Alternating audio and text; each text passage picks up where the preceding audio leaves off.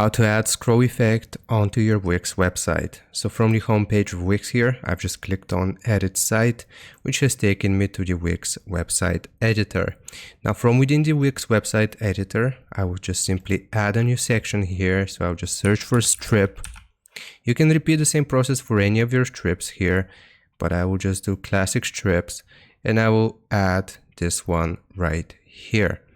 So after I have added this strip onto my Wix website, then if we want to add a scroll effect, we will simply left click on it and you will see this background scroll effects. So if I click on background scroll effects, then we can choose the type of effect we want. We can either fade this in or we can fade this out. So if I click on fade in, now if I scroll, then this will simply fade in when I scroll, like I just said.